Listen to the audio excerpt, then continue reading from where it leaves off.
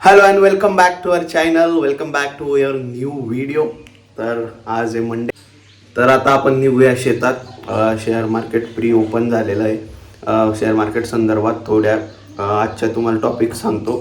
शेतात काय कामं आहे ती करू आणि तुम्हाला माहिती आहे आपण लगेच जॉबला जातो. आज काही नवीन डिस्कस असतील तर ते डिस्कस आपण शेअर करू. मागच्या व्हिडिओ तुम्ही बघितलाच असेल. मागच्या व्हिडिओला रीच कमी मिळाली, आय डोंट नो का. बस मित्रांनो, तो व्हिडिओ पण एक चांगला व्हिडिओ आहे असं मला वाटतं, तर तो पण बघा. आणि आपण आता भेटूया शेतात. तिथं आपण काही गोष्टी तुम्हाला नवीन गोष्टी सांगणार आहे. गाईला चारा पाणी करून दिला आहे आपण. इथून आपण डायरेक्ट जाऊ शेतात. हॅलो, तर आपण पोचलोय आता शेतात. तर पावसाने 10-15 दिवसापासून दांडी मारलेली आहे आणि कोरडा दुष्काळ आता जाहीर व्हायलाच पाहिजे. कारण की नेमकं पावसावरच निसर्गावर शेतकऱ्यांचं सर्व पीक अवलंबून असतं आणि पावसाने दांडी मारल्यामुळे एकदमच पिकांवर परिणाम होऊन गेला आहे. शेतकरी हैराण झालेले आहेत. तर लवकरच याच्यावर शासनाने काहीतरी निर्णय घ्यावा. आता आपण शेतात पाणी लावलेलं आहे. आपण 600 फूट पाईप आणला कारण की पिका एकदम कोंबून जात होतं आणि पाण्याची फार आवश्यकता होती. तर आता तसा पाणी भरणं आपण करतोय आणि लाईटचं जे पण ते लोड शेडिंगमुळे लाईट केव्हा येते केव्हा जाते असा टाईम टेबल नाही आहे. त्यामुळे कंटिन्यू शेतात थांबावं लागतं आहे. तर असं जे आपलं मल्टीटास्किंग वर्क आहे यार. आपल्याला जॉब बघावं लागतं, शेती बघावं लागतं, घरचं व्यापार थोडा.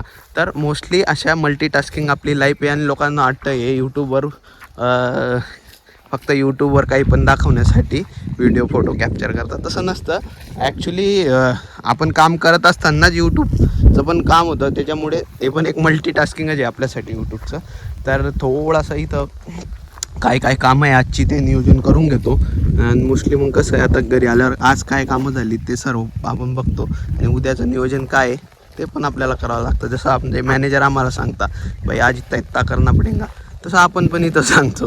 तर every situation is different, but जे कल्चर आहे ते चालूच राहतं. मार्केट ओपन झालेलं आहे आणि रोजच मार्केटमध्ये असं होतं आहे की मार्केट पॉझिटिव्ह नोटमध्ये ओपन होतं, हाय जातं आणि तिथून मग बाउन्स बॅक करता येत नाही मार्केटला. लगेच रिवर्स होतं आहे मार्केट. तर एक दिवशी बँक निफ्टी रिवर्स होतं, बँक निफ्टी सस्टेन झालं की निफ्टी खाली येतं आहे. आणि मोस्टली हे जे रेजिस्टन्स आहे 19,400चं जे निफ्टीचं रेजिस्टन्स आहे ते फार महत्त्वाचं आहे. इथून जर मार्केट खाली गेलं तर मार्केटला एकदम रिव्हर्सल येऊ शकतं. आणि बँक निफ्टीचं पण सेम आहे.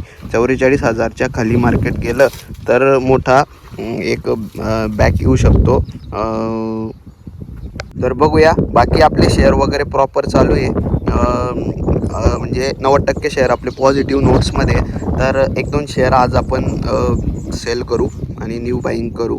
ॲक्च्युली याच्यामध्ये असं होतं आहे की ते समजत नाही आहे. तर याच्यामध्ये असं समजत नाही की खरंच बाईंग सेलिंग करायची का, कारण की केव्हा पण मोमेंटम चेंज होऊ शकतं.